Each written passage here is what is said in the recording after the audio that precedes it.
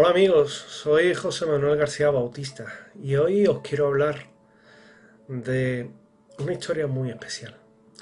Se cumplen 108 años de la tragedia del Titanic.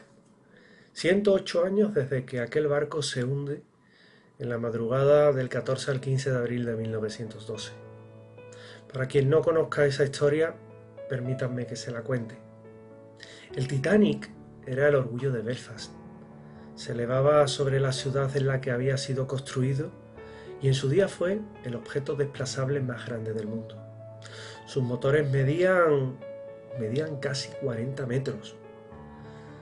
Una de sus hélices, por ejemplo, era mayor que una casa y su casco estaba formado por más de 2000 placas de hierro de 1 pulgada de espesor y estaba sujetas con más de 3 millones de remaches. En muchos aspectos el buque marcó un canon de seguridad en los océanos. Sus compuertas, por ejemplo, se podían accionar desde unos interruptores electromagnéticos que sellaban automáticamente cada compartimento en cuestión. Ese sistema de sellado de compuertas mediante pestillos magnéticos se podía accionar hasta sin corriente, simplemente utilizando la fuerza de la gravedad. El Titanic estaba diseñado para soportar ciertos desperfectos. La prensa popular lo tildó de invencible, de insumergible. En su viaje inaugural se encontraban a bordo más de 2000 personas, todos ellos esperando llegar a Nueva York a salvo. Solo 705 completaron aquel viaje. Había sido construido en los astilleros irlandeses de la Harland and Wolff, siendo votado el 31 de mayo de 1911 en un denodado esfuerzo por ganar la carrera por el dominio de los mares a los alemanes y no menos a los ingleses de la Cunard con sus míticos buques. Sus proporciones eran colosales y solo eran equiparables al nombre con el que fue votado. Medía 269 metros de eslora, 28 metros de manga, un peso bruto de 46.328 toneladas y era capaz de desplazar 66.000 con una potencia cercana a los 50.000. Su sala de máquinas la componían 29 calderas de 5 metros de diámetro, cada una compuesta por 159 hornos con un consumo aproximado de 650 toneladas de carbón. Sus 3 hélices alcanzaban la velocidad de 24 nudos y era uno de los barcos más veloces de la época. Construido con la innovación de un doble casco, un doble fondo dividido en 16 compartimentos estancos que le conferían la capacidad de tener la vitola de ser insumergible. También la confianza que habían depositado sus constructores en él era casi infinita. El transatlántico disponía de todas las comodidades y lujos que nos pudiera ofrecer aquel mítico buque y se le comparaba con un hotel de máxima puntuación, las estrellas de hoy día, de la época. Disponía de 3000 camas, tenía suites de lujo que disponían de un gran espacio para sus ocupantes, tenía un paseo privado que estaba decorado en estilo isabelino, muebles que iban desde estilos más barrocos, holandés antiguo, victorianos, o para los más exigentes había suites al estilo Luis XV, gimnasio, pistas de squash, baños turcos, piscinas, increíbles y refinados salones, biblioteca, estancias de baile, despachos privados. Nada era imposible en el Titanic. Incluso los camarotes de tercera clase se podrían equiparar con los de segunda de cualquier otra línea de navegación de la época. El miércoles 10 de abril de 1912 zarpaba del puerto inglés de Southampton el portentoso transatlántico, con una dotación de 904 tripulantes, de los cuales 397 eran oficiales y más de 1500 pasajeros. El coloso ponía rumbo hacia alta mar en una travesía que le llevaría a cruzar el océano Atlántico en tan solo 6 días. La navegación fue normal y es precisamente al tercer día del viaje inaugural cuando comienza su tragedia. A las 10:30 de aquel domingo 14 de abril, el capitán Edward Smith asiste a un oficio religioso celebrado en el salón comedor de primera clase. para por la tarde celebrar en el restaurante una fiesta en su honor, ya que tras aquel viaje primero del Titanic se retiraba. El capitán Smith recibe de otros barcos, como el vapor Californian, la existencia de bancos a través del cable, a través de lo que era el telégrafo, la existencia de bancos de hielo. Por tal motivo rectifica ligeramente la posición al sur, pero desconocía lo que el destino le deparaba al Titanic. Sobre las 9 de la noche se retira del puente, donde el segundo oficial, Charles Toller, le comenta las incidencias meteorológicas, y a las 9:20 de la noche se retira a su camarote, no sin antes dejar ordenado: si la situación se pone incierta, hágamelo saber de inmediato. No se adoptó ninguna medida adicional de seguridad para la navegación por aquellas zonas con bancos de hielo, pese a saber que en los últimos 30 años se habían hundido en la zona 19 barcos. La confianza de Edward Smith en aquel buque era casi también infinita. Nada podía hundir al Titanic.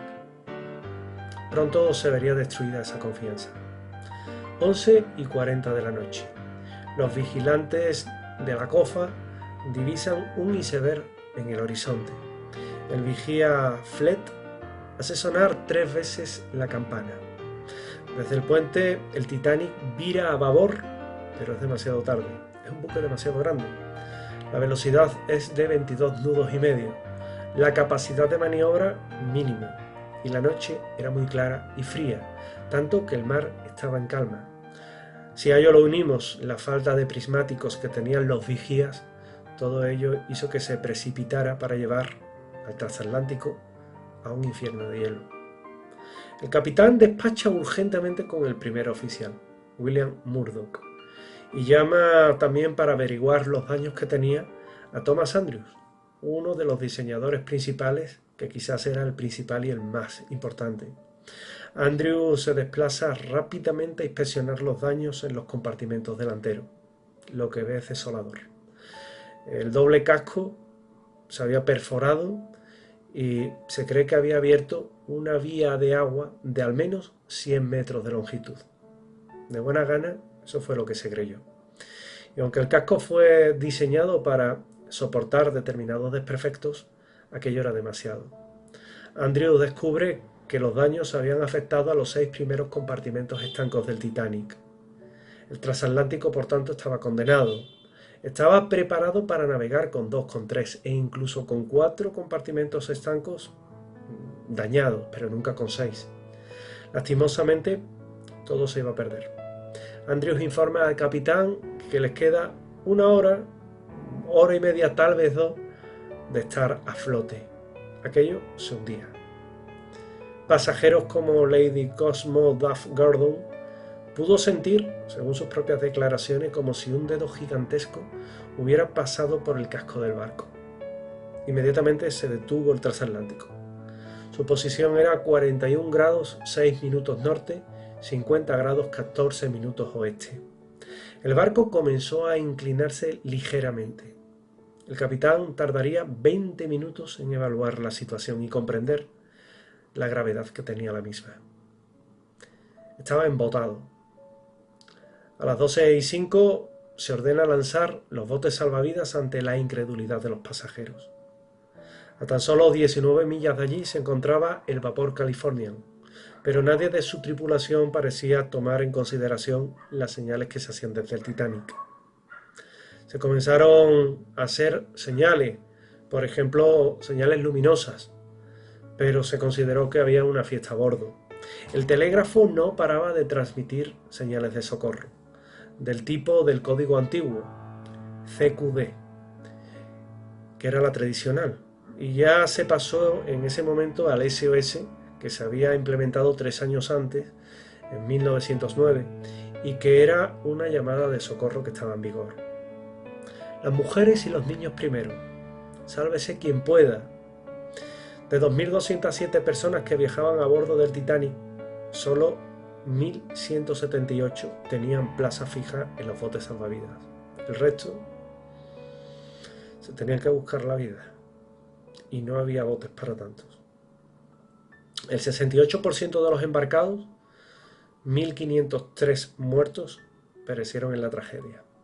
La confusión, el miedo, el desorden agravan la situación mientras que la orquesta de música trataba de poner tranquilidad tocando hasta el final.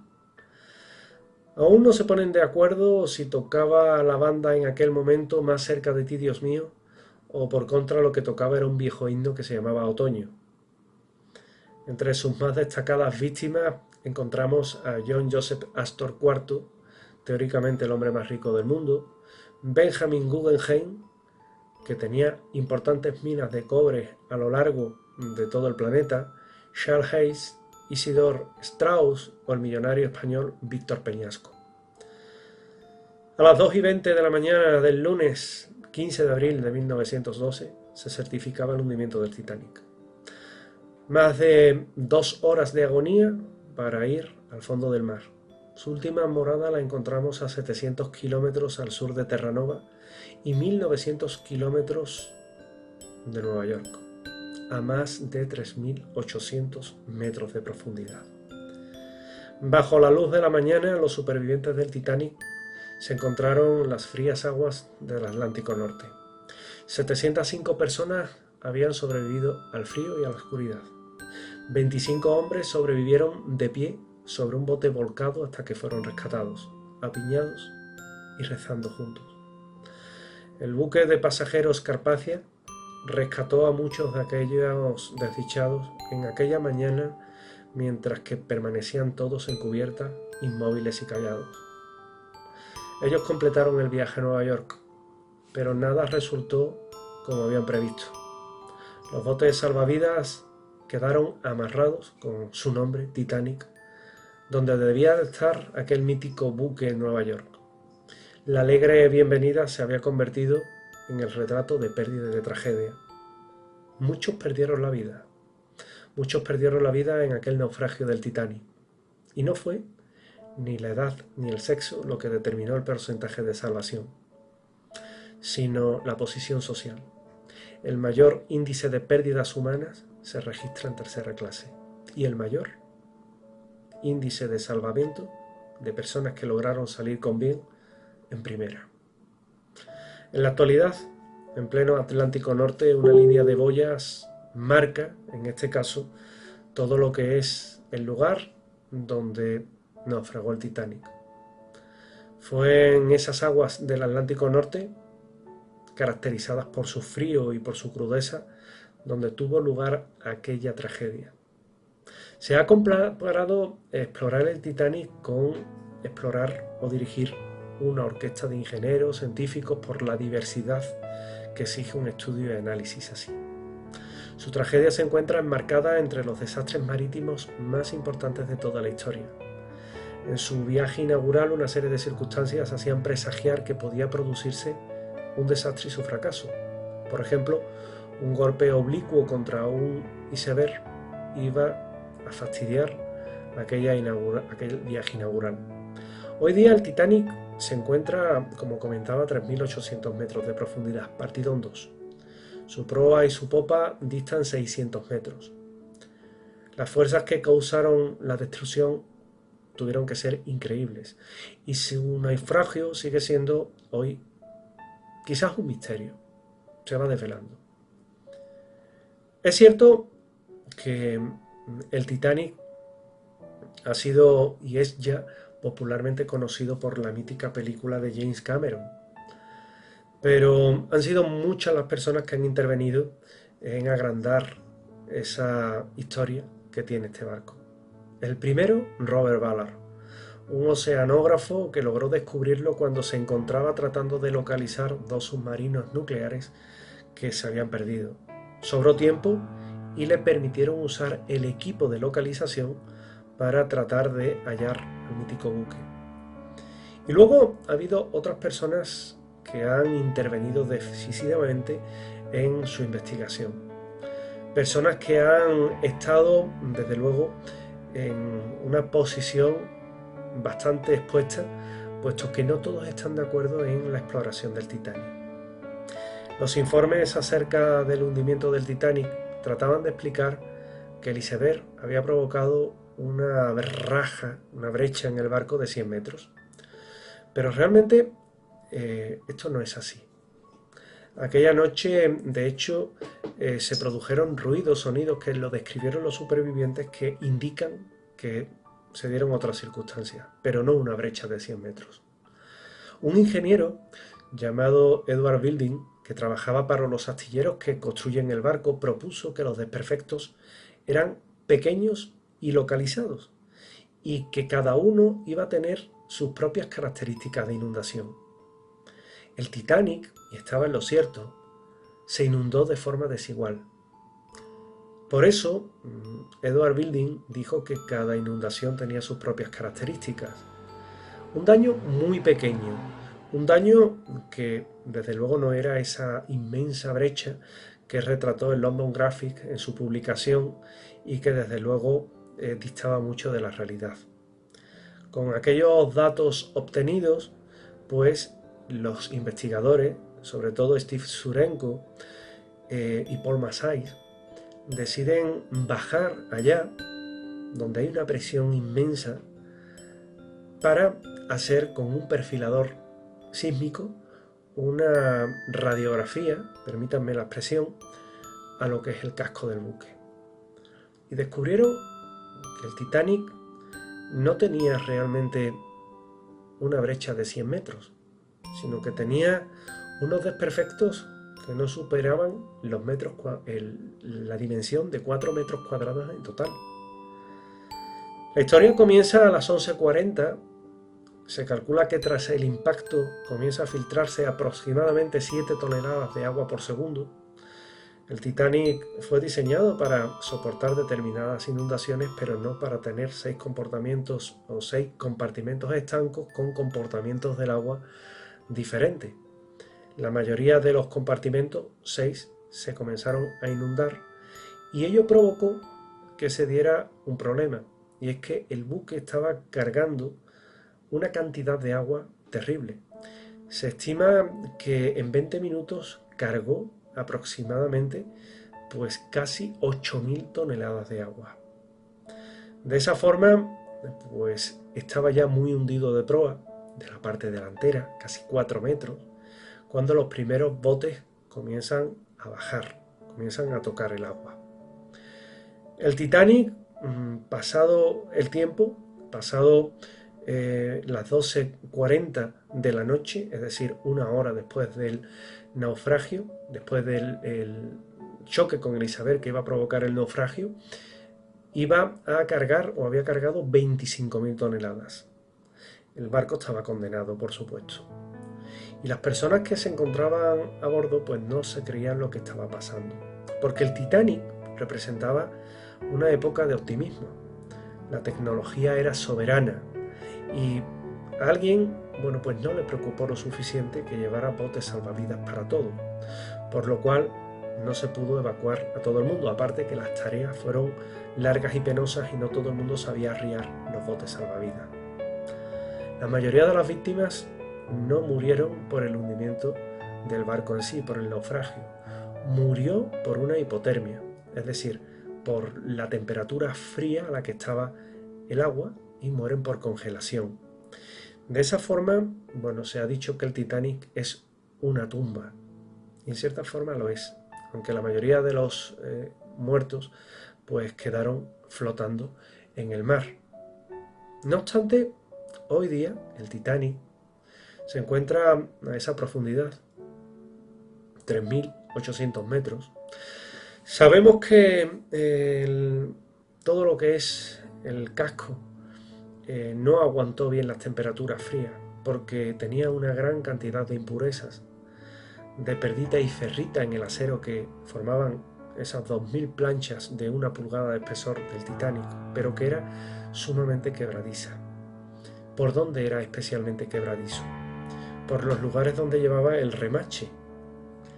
Eso se hacía de una forma, y es que la placa iba perforada y el remache se metía en caliente, de forma que cuando aquello dilataba cogía toda su fuerza y ya no había prácticamente quien lo quitara, salvo un golpe seco, rápido, frío, en unas condiciones especiales que hacían que el lugar donde se había debilitado la placa de acero, es decir, por donde se había perforado, por el lugar que iba a dejar ese orificio para que luego pudieran introducir el remache, iba a ser un lugar especialmente quebradizo.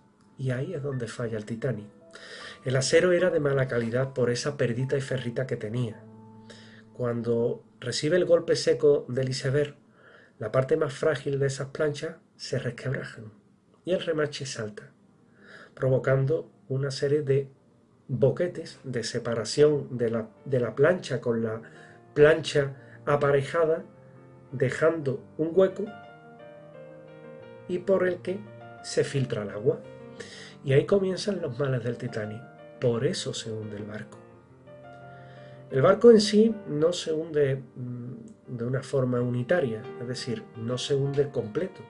Se rompe en dos por las tensiones que provoca el ir sumergiéndose e ir cargándose de agua. Eso, hay un momento en el que las hélices quedan al aire, no de una forma tan exagerada como en la película Titanic, pero sí es verdad que estaba suspendida en el aire y eso provoca una fuerza que debe de conducir abajo por la ley de la gravedad, que comba y arquea el acero, y los propios tripulantes decían que escuchaban cómo el acero se quejaba.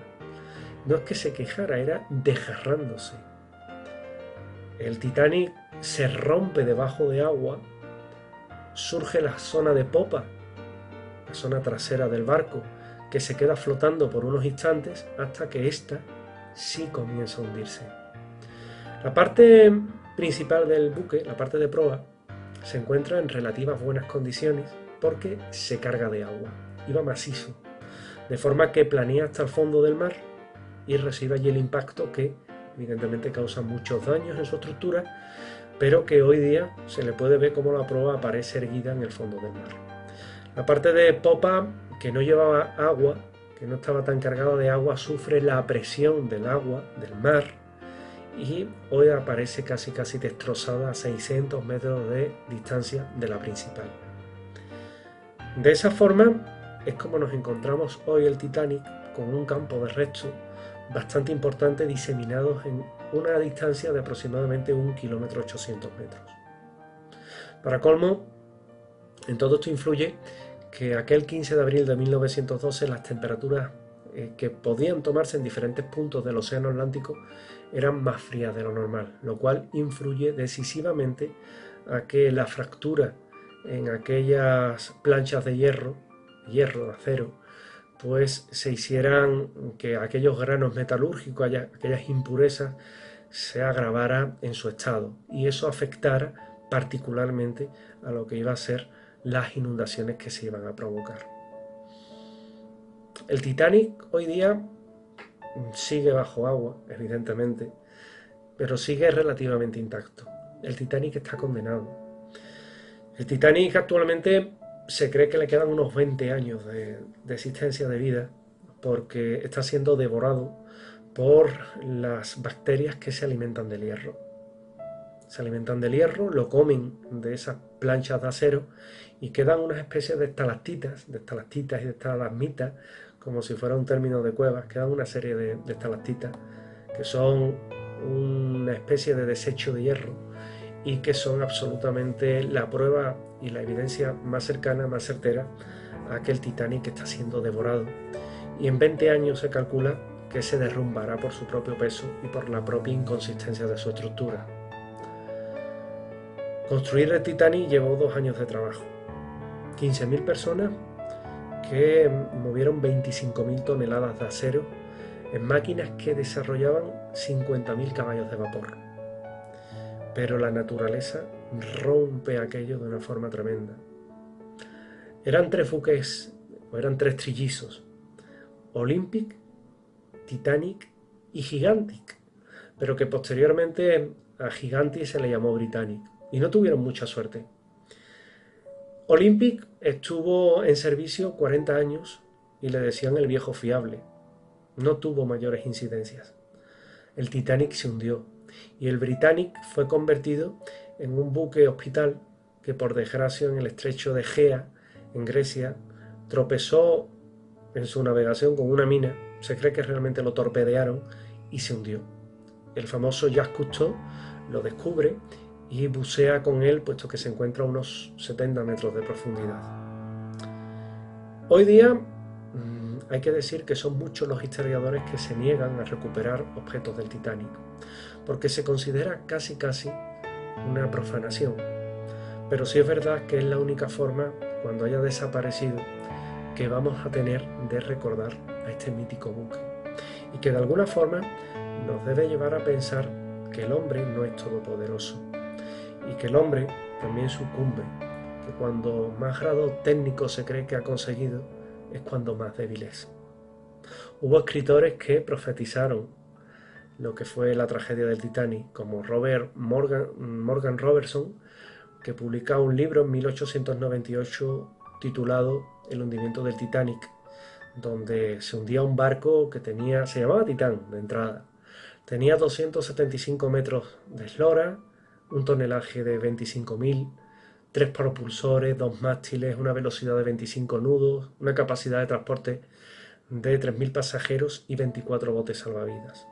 Se hundió en abril de 1912 y se hundió porque las personas no tenían botes al chocar con un iceberg, muriendo gran parte del pasaje. Justamente igual que le ocurre al Titanic. Es curioso. En 1911 se publica también en Nueva York otra curiosa historia en la que se dan una serie de predicciones de videntes y astrólogos diciendo que en 1912 se iba a hundir un buque que iba a dejar un gran número de víctimas. Y William Stead, que publica un libro, un relato, en la Palma Gazette, que se llamaba Fatalidad, en 1880, y que habla también del hundimiento de un coloso de los mares, igual que el Titanic. El Titanic va a ser siempre recordado por ser el buque de los sueños. En su interior murieron muchísimas personas. Y tal día como hoy, la madrugada de un 14 a un 15 de abril de 1912, se fue el buque de los sueños, y con él los sueños de muchas personas que perecieron en la que hasta aquel momento era una de las mayores tragedias navales de todos los tiempos. No podemos olvidar lo que nos enseñó el Titanic, porque aquel que olvida su historia está condenado a repetirla. Era el particular homenaje que hoy he querido hacer al Titanic, al buque de los sueños, 108 años después de su tragedia, en una tragedia también particular que vivimos los españoles con este periodo de confinamiento, y que vaya desde aquí mi apoyo, mi ánimo y estas conferencias que de alguna forma sirven para amenizar y que lleven mejor dicho confinamiento. El Titanic, la historia de un coloso de los mares al que la naturaleza le privó de su gloria. Descansen en paz todas las víctimas.